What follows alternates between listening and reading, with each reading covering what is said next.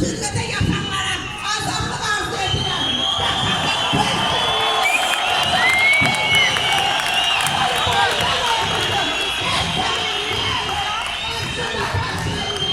Ey şehidimin anası, Süheytler animası, senden başlayır vatan, senden ölüm iken. Ey Türkoğlu, Türkoğlu, vallaha, saygıya, bu hizmete, bu hürmete. Ey Türkoğlu, vallaha, saygıya, bu hürmete, bu millete.